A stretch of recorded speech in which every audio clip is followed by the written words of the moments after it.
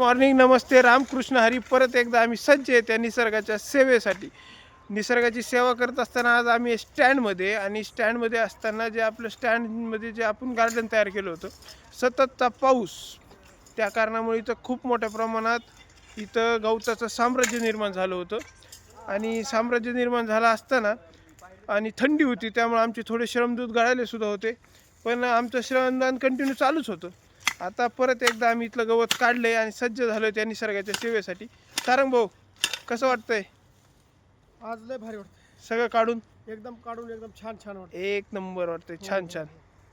असं भयानक श्रमदान चालू आहे. निंबाळकर सर पण आले. Nimbalkar sir, good morning. Good morning. Yes. Babaji, good morning. Good morning. Ramkrishna Hari. Ramkrishna Hari. सगळीजण सज्ज आहेत. पप्पू शेठ सुद्धा इथं आमच्या इथे सज्ज आहेत निसर्गाची सेवा करण्यासाठी. Yes yes. डोके सरांचं सुद्धा आगमन झालेलं आहे. डोके सर, नमस्ते. पुराणे सर आणि आमचे बाबा महाराज सातारकर यांचे रूप आमचे महामुनी महाराज, हे पुराणे सर पण आहेत. तिकडं महाराज बी आहेत. डोके सर पण आलेत आणि सगळे सज्ज आहेत आम्ही या निसर्गाच्या सेवेसाठी. पुन्हा एकदा त्याच जोशात, त्याच जोमात, त्याच उत्साहात. फक्त आणि तर हे सगळं पाणी बिणी देण्याचं नियोजन आहे. आज थोडी पाईपलाईन फुटली आहे, त्यामुळे पाणी देण्याचं टाळलं आहे. पण पाणी येत्या काळामध्ये आम्ही पाणी देणारच आहेत, त्यात काही विषय नाही आहे. पण हे भारी वाटतं आहे पूर्ण आज. म्हणजे हे जे झाडं आहेत, जे झाडं त्या गवताच्या साम्राज्यात बुजून गेले होते, त्यांनी आज मोकळा श्वास घेतला आहे. क्लास वाटतंय, छान वाटतंय. आणि हे कार्य करत असताना इतकं म्हणजे आम्ही इथं ज्यावेळेस यायचो ना, पुरं बॅड वाटायचं भाई, गवत गवत गवत. पण आता बरं. आणि सगळ्यात महत्त्वाचं, आमच्या श्रमदान ग्रुपमध्ये ज्यांनी कटरमॅन म्हणून ज्यांना आम्ही ओळखले जातो, असे आमचे कटरमॅन सज्ज झालेत कटर घेऊन.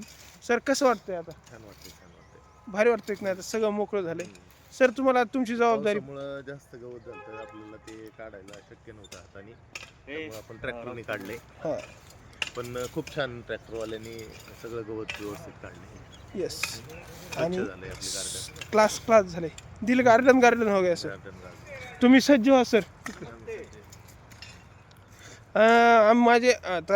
माझे संकट मोचक आणि आता श्रमदानचे बी म्हणलं तर काय वावगं ठरणार नाही, असे आमचे बोला.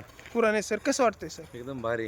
दिल गार्डन झालं की नाही? 8 आळे करून झाले. 8. आता 2 राहिले. 8 मोजू नको, वाढ झाली बरोबर. बरं, ठीक आहे. सरांचं डेलीचं टार्गेट 8 आळ्यांचं आहे, नाही का? नाही, 10 आळे. सॉरी, 10 आळ्यांचं आहे. त्यातले 8 झाले, 2 राहिलेत. ती करते सर कंटिन्यू. लावले का आम्हाला 2 महाराज करून. महाराजांकडे जबाबदारी बाबा दिली का? महाराज सातारकर, बाबा महाराज साताराकांचं ज्यांना रूप आम्ही त्यांच्यात बघतो. मिरगावचे योग गुरु, योग गुरु.